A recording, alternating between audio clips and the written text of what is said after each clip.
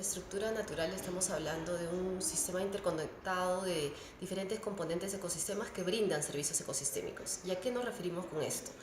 El ecosistema nos brinda, por ejemplo, servicios ecosistémicos hídricos. Lo que tenemos que tratar de ver es cómo podemos conservar, proteger esos servicios que nos está brindando el ecosistema. Y cuando hablamos de infraestructura natural nos referimos a prácticas que ya conocemos. Por ejemplo, en la zona andina, cuando nosotros vemos que hay alpacas, muchas veces el problema con el manejo de las alpacas, que si hay, digamos, una cantidad bastante alta en cierta zona, lo que va a pasar es que va a empezar a aplastar el suelo. Al momento de aplastar el suelo va a perder la capacidad de poder almacenar agua y por lo tanto cuando haya lluvias en esas zonas altas, lo que va a suceder es que el agua simplemente va a correr y no va a haber un almacenamiento de agua en dichos suelos. Entonces son prácticas que tenemos que tratar de regular. ¿Cómo se regulan? Por ejemplo, haciendo cercados, excluyendo al ganado en ciertas zonas o haciendo pastoreo rotativo en esas zonas. Entonces son prácticas que ya algunas comunidades están desarrollando y la idea es ver cómo podemos seguir implementándolas, sobre todo pensando en las comunidades, en las poblaciones que están en la parte alta de donde viene el agua, ¿no? Porque una cosa que hay que recordar es que cuando nosotros en la ciudad abrimos el caño, el agua no viene del caño, viene de zonas altas y lo que buscamos es establecer mecanismos, establecer proyectos en estas zonas que permitan de alguna manera proteger esa agua que nos llega hasta la ciudad.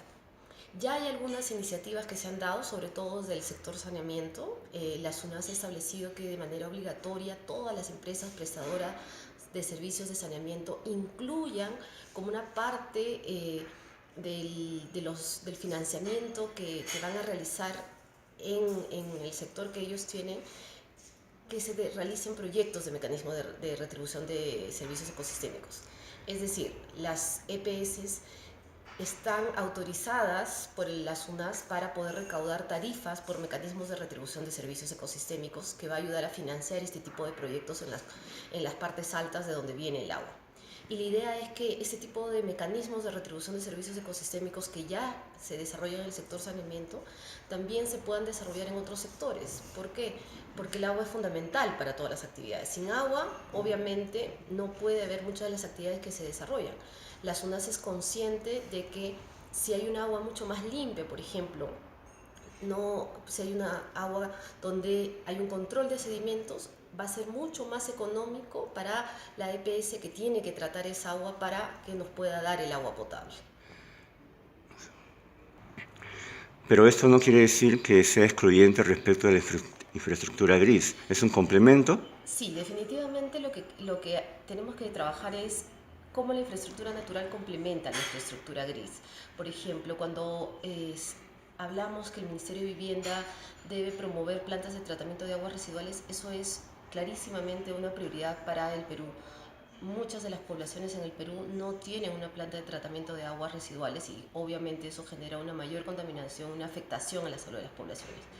Pero lo que se puede hacer es aprobar proyectos que tengan las plantas de tratamiento de aguas residuales y complementarla con prácticas de infraestructura natural, como les había señalado, como por ejemplo el manejo de alpacas, si estamos hablando en una cuenca, por ejemplo, que tiene ese tipo de actividad.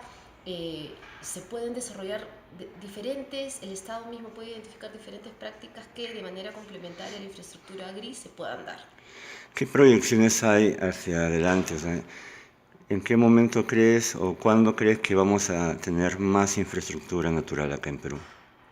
Creo que poco a poco lo estamos teniendo. Hay que reconocer que el Ministerio del Ambiente lidera como el ente rector del sistema ambiental la promoción de estos mecanismos de retribución de servicios ecosistémicos. Y nosotros podemos ver desde que se aprobó la ley de mecanismos de retribución de servicios ecosistémicos hasta ahora, podemos ver un gran avance.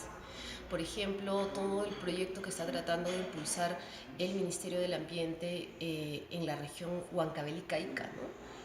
El agua que tiene Ica viene de Huancavelica y están tratando de diseñar un mecanismo de retribución de servicios ecosistémicos que reconozca que Ica tiene agua desde las fuentes de agua que vienen de Huancavelica. Entonces, uno puede darse cuenta que sí ha habido, desde la aprobación de la ley, poco a poco el sector saneamiento lo está incluyendo, el propio sector ambiente está desarrollando, digamos, este tipo de proyectos interregionales entre estos gobiernos regionales y yo creo que La población poco a poco está siendo consciente de la importancia de que es la conservación de las fuentes de agua para todas las actividades en general, no solo la poblacional, ¿no?